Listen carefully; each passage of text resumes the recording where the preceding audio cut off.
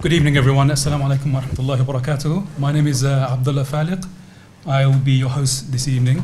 Welcome to this evening's event, discussion and a report launch on mainstreaming hate, how the right exploits the crisis to divide us. It's a new report, a recent report by the Institute of Race Relations. The authors are here, Liz and Sophia. They'll talk more about the report a bit later on. But very quickly about myself, I'm the president of the European Network on Religion and Belief.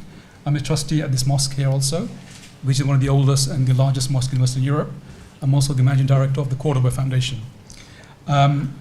This evening's event is really to learn a bit more about the report itself, where our two esteemed guests will speak about the report, give us some of the highlights, but also to share our experiences across the country in light of the recent far-right violence and the threats, and how we can continue the conversation afterwards. So before I go into introducing the speakers, I'll just make some quick announcements. This event is being filmed and photographed, so please be aware. It's been streamed on the YouTube of the Cordoba Foundation YouTube channel, and it's probably linked to some of the other partner organizations. So this event is jointly organized by the Civil Society Consulting, the main organizers, in partnership with the European Network on Religion and Belief, INOB, and the Institute of Race Relations, the authors of the report, 32 Steps program, which my colleague here, Mark, will talk a bit more about later on, and the Cordoba Foundation. So it's a joint endeavor.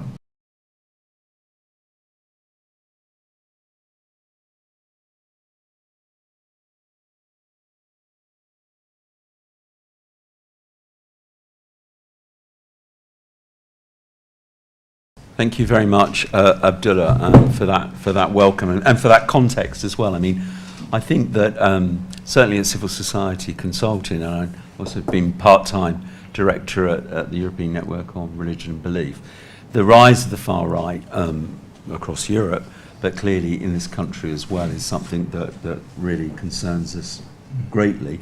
And when we saw the report at Civil Society, we saw the report from the IRR, we thought, you know, we need to discuss this report. It needs to be part of a wider dialogue as part of our 32 Steps to Togetherness project.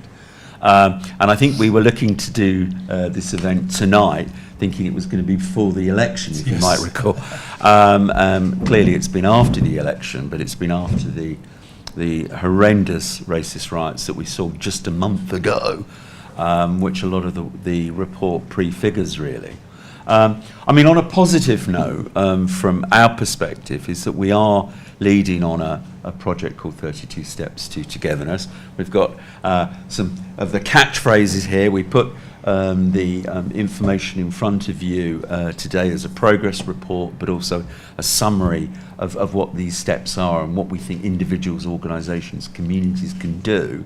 And we've been working on that project now for a year. With a lot of different partners that are in this room, actually. With ENA, European Network Against Racism, we were party to some work with them just over a year ago, and we've really rolled out some really quite exciting initiatives across England in a kind of hotspot approach. And this work is trying to bring civil society, faith-inspired leaders together to see what we can do to address the divisions that we see in front of us.